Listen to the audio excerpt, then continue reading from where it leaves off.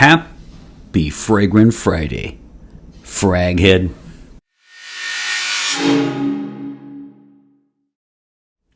Hey everybody, this is Ben here at That Cologne Guy, coming at you with a new Reykjavik, Iceland got it this week review. How are you doing? I hope you are doing well. I hope you have a great weekend. And in the States, I hope you have a great long weekend. You have seen the title and you have seen the description, my friends. So you know, of course, this is Burberry Touch. And I have to tell you how happy I am because the last couple of reviews, I'm actually dipping into my own collection finally. I actually don't do that very often just because I'm usually out reviewing samples. So this is really fun because I get to review one that I've worn for quite some time. I have talked about it a lot, and actually this is the second week in a row that I have a company, Burberry, that is English of course, that uses for men, just like Calvin Klein, the American company, last week with Eternity Aqua. So for the second week in a row, it's not per homme, and it's actually for men. This is Burberry Touch.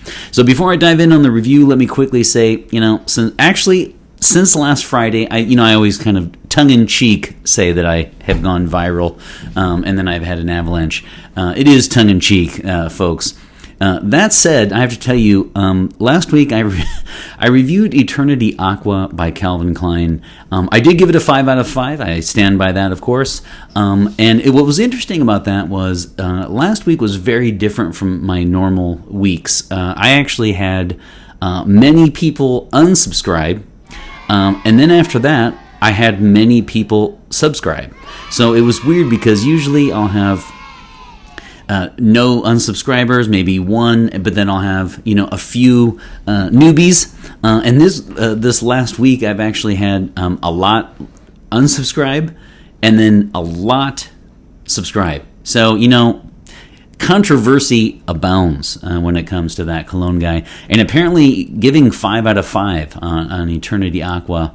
The sea parted. Let's be honest. It's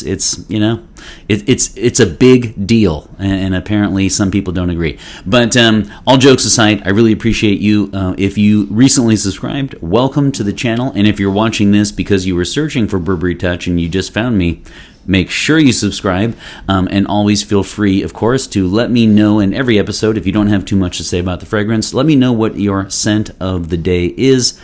Something I really, really enjoy is checking out. In fact, that's the main way now that I check out new fragrances, either to review or just to check out, myself on the side. So something that's very enjoyable for me. So thank you very much for all of your support in the channel, and let's dive in. This is Burberry Touch, and I have said before that when it comes to the name for Touch, I don't have too much to say, but when it comes to the house, so here's the situation with Burberry. I avoided Burberry for many, many years. You guys know it's an English company. It says made in France though, but it is an English company based out of London. And I avoided Burberry for many, many, many years actually because they had extremely cruel practices to make their authentic fur coats. So we've talked about notes and things before when it comes to animal rights, and that it's a touchy. That is no pun intended. Okay, it is a touchy subject. That is terrible. Not meant to be a dad joke, I swear. That said, in the past I did avoid them because of that, and so I think they have improved their practices. I don't even know if they sell actual authentic fur coats anymore. I hope they don't. I hope no one does. But I know a lot of people don't care about things like that. Some people really do. But I wanted to point that out. So then I traded for this because I thought, well, I do not want to buy from that company. I'm exceptionally happy that I traded for it. And then so happy that I went on to get another one that I'm a huge fan of is Burberry London. So I've tried 2 Burberrys, and I must say they are really among my favorites. They are outstanding. So when it comes to favorite houses, I don't know that I could put them on my list only because I've only tried 2, but they have certainly piqued my interest. So that is Burberry the house. Touch is the name. We've already said it's another week of for men instead of per homme. And let me talk about the bottle design, and then I'll get into the notes. But the notes is going to be something a little bit different this week as well. It starts off, of course, with a nice wooden cap, not cheap at all. There's actually a high quality feel to this. And I must tell you, I'll just tell you right now, this is one of the best quote-unquote cheapies out there. I don't think it even should be called that, but this can be had for around $25 to $35 at the discounters for a 100 milliliter 3.3 ounce, which is just ridiculous, quite frankly. This would be great for a lot of the one bottle a year types that I was for many years. So here's the cap, and then I must tell you, when I know you guys think this is a little geeky, but I don't care. When it comes to ergonomics matter, especially for people who use these right out of the shower and things like that. I'm sorry, but some of them are actually hard to spray. This one is superb when it comes to ergonomics. I don't know if they considered that. I really don't know. But if they did not, boy, did they walk right into some good luck, because this fits perfectly in the hand, and then to spray. This is a billion out of a billion when it comes to my rating on the ergonomics. Really won't get any better than that. And then the atomizer is also another one that's superb, and I will give you guys an example.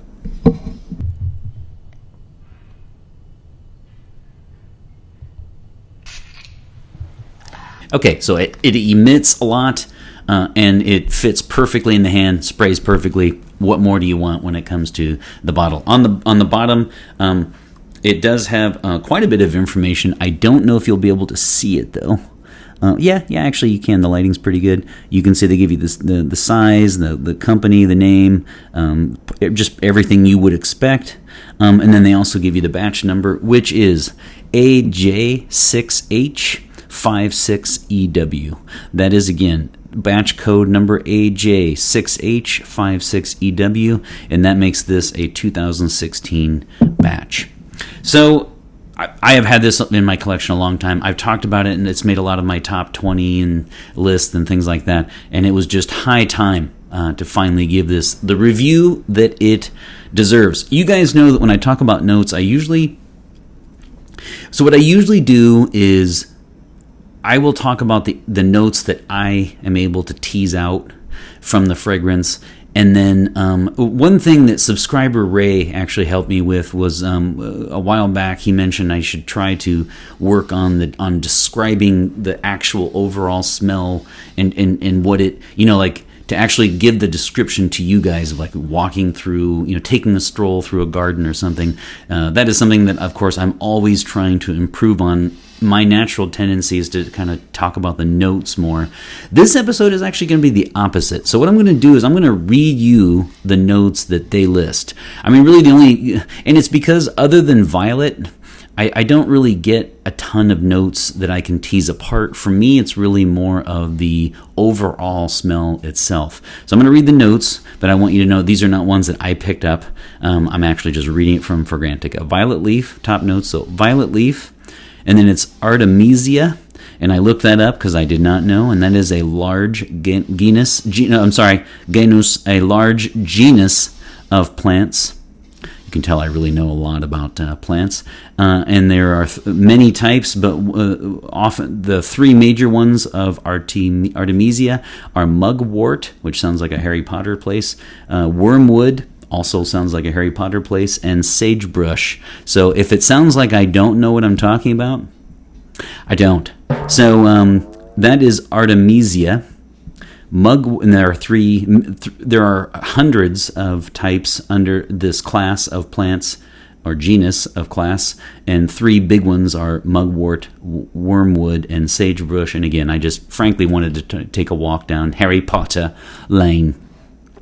So violet leaf, Artemisia, mandarin orange, white pepper, cedar, nutmeg, white musk, tonka bean, and vetiver. So this is just this kind of Frankenstein concoction that is all over the place. It is a 2000 release, and it is a woody floral musk. And the parfumé is Jean-Pierre, and then I think it's Betoart. It's Bethoart. It looks like Bethoart. so I'm assuming it's Bertois, Jean-Pierre Bertois. I am not familiar with his work. This is the first time that I know, at least, that I'm reviewing one of this Parfumier's work. So, 2000 release. Those are the notes that they list on Fragrantica. Other than violet, though, for me, it's to me, here's what I feel like this is. To me, this smells like marshmallows combined with baby powder. I mean, that's all I can. The actual smell is more of the greater sum of the parts, right? It's not about the individual notes to me, because this really is a phenomenal fragrance, I have to say, and the fact that it is can be had at less than $35 is just ridiculous. So those are the notes, but for me it really comes down to it's kind of it's a powdery musk with violet. So a powdery violet musk is the best approach, but really what it comes down to, if I had to talk about how it smells, I feel like it's marshmallows mixed with soft baby powder, and that's the closest I can come. There is kind of a makeup element. This actually really is, I think, an original smelling fragrance. It is sweet. It is a sweet, powdery fragrance, and so right off the bat I can tell you that if you like the more rugged fragrances, you're just not going to like this one. End of. It's just that simple. I tend to really like the sweet ones. I love sweet fragrances. Powdery ones I can be kind of, but I will say this one comes close to a makeup vibe to it, but then it doesn't have iris. So I'm actually really happy that it does not have iris in it. So then it doesn't get into the full-on lipstick quality to it that's really, really hit or miss for me. So those are the notes and the overall smell to it. And then of course, 22 years later, it is still going strong in sales. To my knowledge, at least, it has not been discontinued.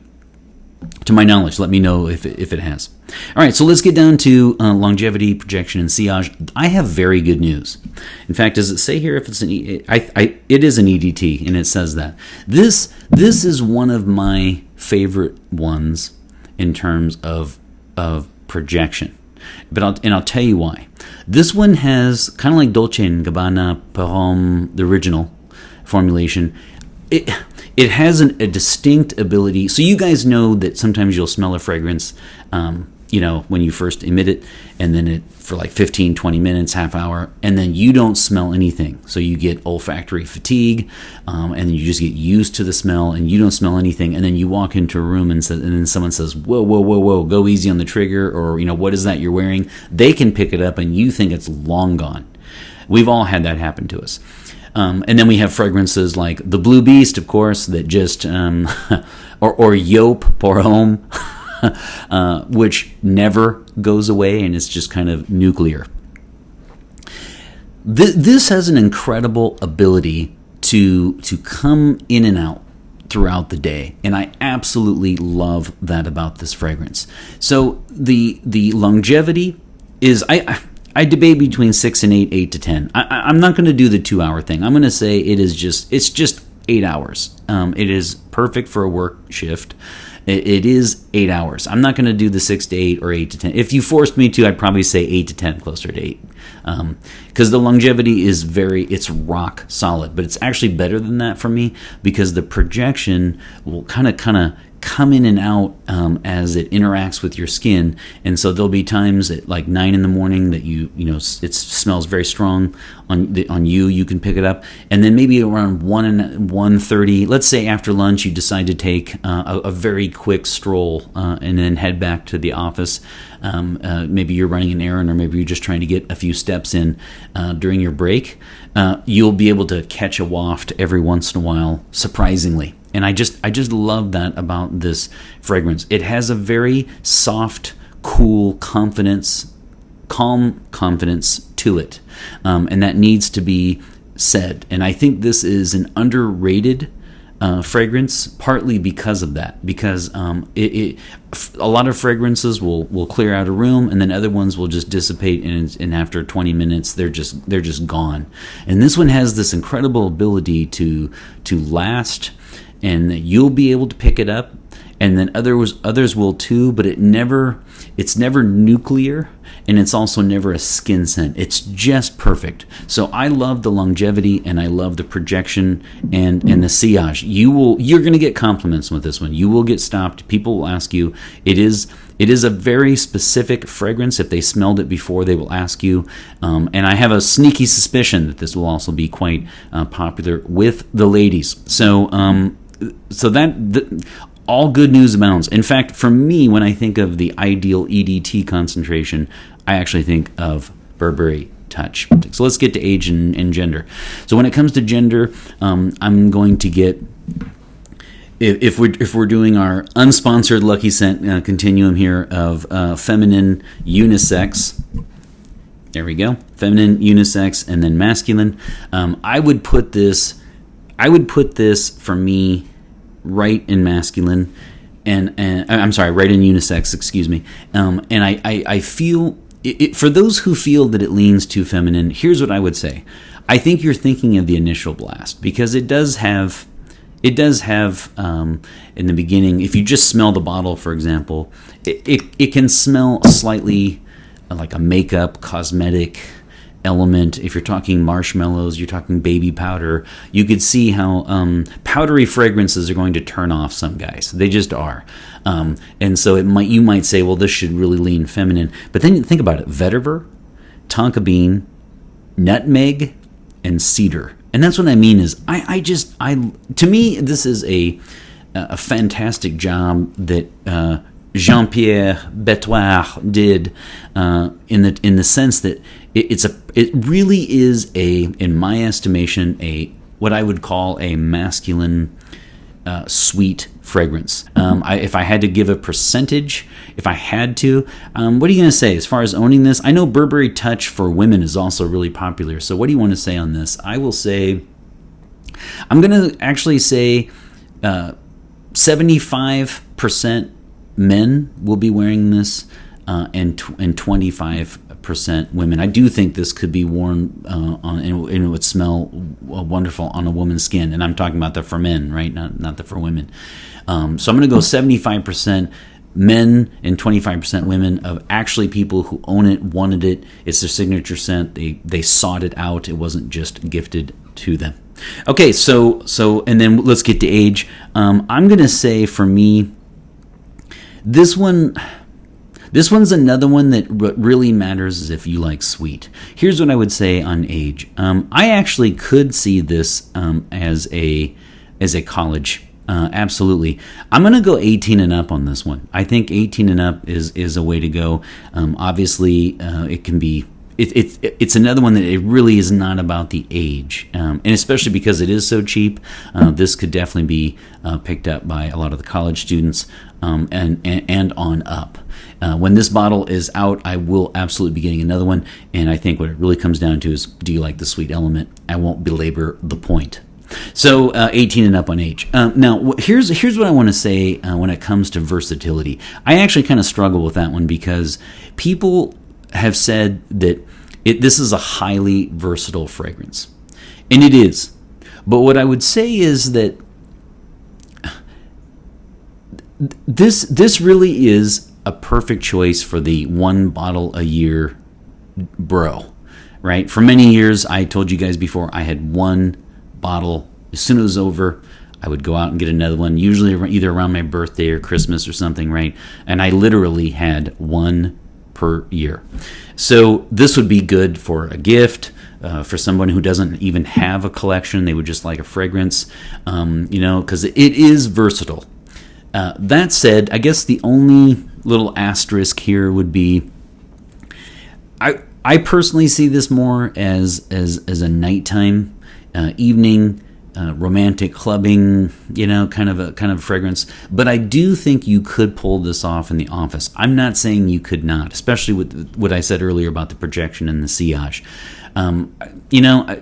if someone wanted to wear this to the office, it would work. It's just with the sweet ones, I would say, someone said this is inoffensive. I don't know about that, because with the sweet fragrances can turn off people a little bit in the work environment.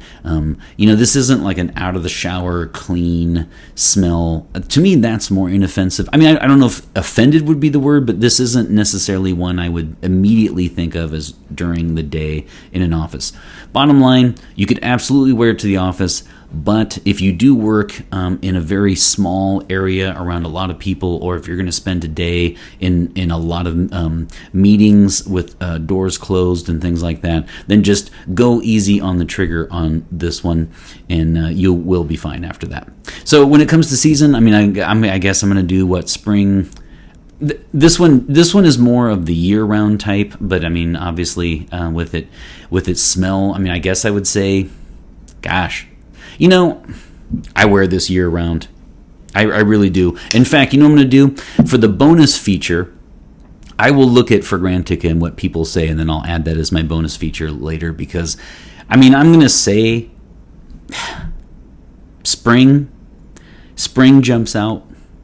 I guess it'd be more spring, fall is what I would say, I would imagine from me.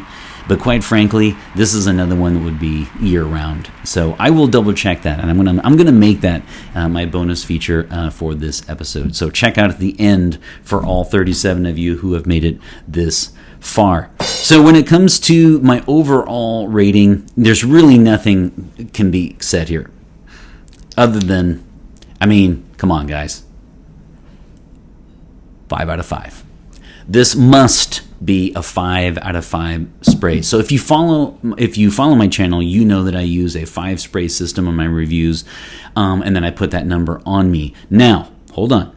So subscriber Julio brought up a good point last week, which is for the Eternity Aqua, I gave that a 5 out of 5, and of course the C parted, and he brought up a good point, which is something along the lines of I'm not sure I could go so far as to call this a masterpiece, but I like it. I hope I'm quoting him correctly. He'll let us know, and I have to agree with him in the sense that like Eternity Aqua is not necessarily a masterpiece, and it just made me think. That's why I hold the coveted VIP bonus spray.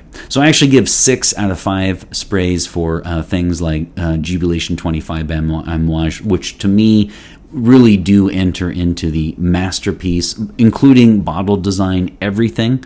I am quite fickle when it comes to my doling out of the bonus sprays, and so only 2 have ever been given out, and so I agree that the 5 out of 5 to me doesn't necessarily mean an absolute masterpiece. That's really relegated to 6 out of 5, but I mean, in fact, you might even say, if you're gushing about this so much, why don't you just give it a 6 out of 5? The reason why I don't is because, number one, I am taking into consideration that it is, like, a masterpiece to me should almost be practically for everyone, or at least everyone would almost have to admit how great it is, right?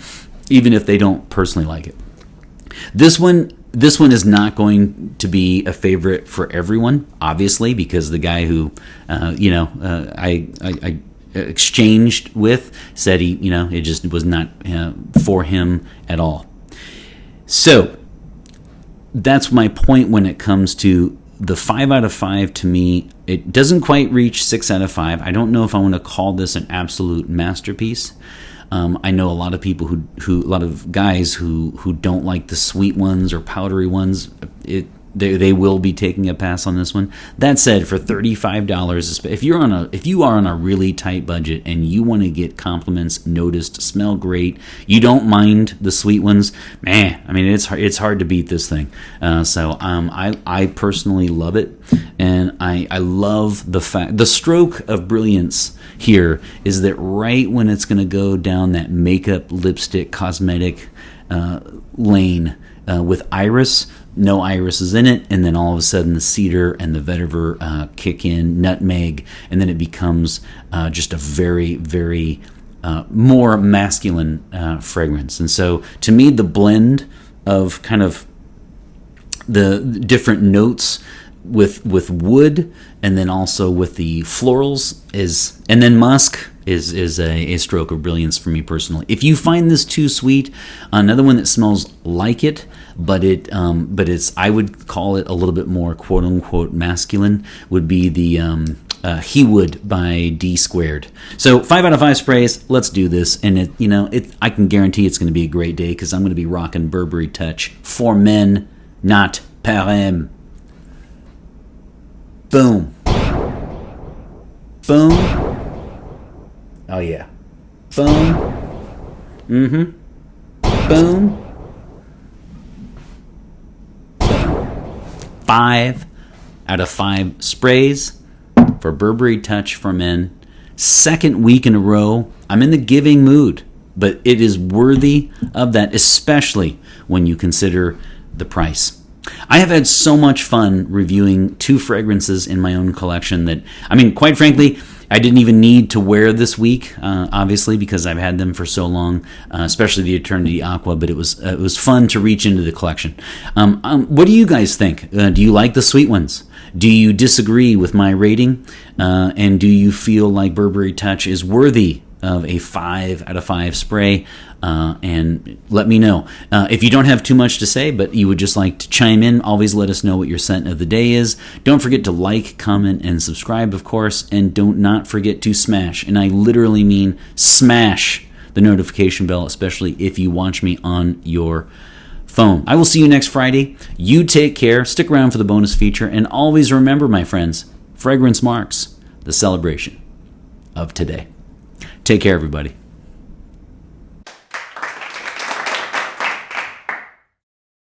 Okay, so welcome to the bonus feature, and I just wanted to quickly say I did check on Fragrantica, and actually it was pretty much what I said, which is a fall-spring. There was some summer and there was some winter, but I really do see this as a moderate temperature fragrance. Of course, I've already said that really it's a year-round end of story, but I think it would do well in the moderate climate, so something like 35 to 85 in Fahrenheit would probably be the target there. I do not think this is too cloying in the summer, and I can say that because I've definitely worn it in the high heat. So for those of you who are in high temperatures, even high humidity, sometimes in July and August here we have up to even 95, even 100% humidity, and it will be well over 100 degrees Fahrenheit, and this was not too cloying for me.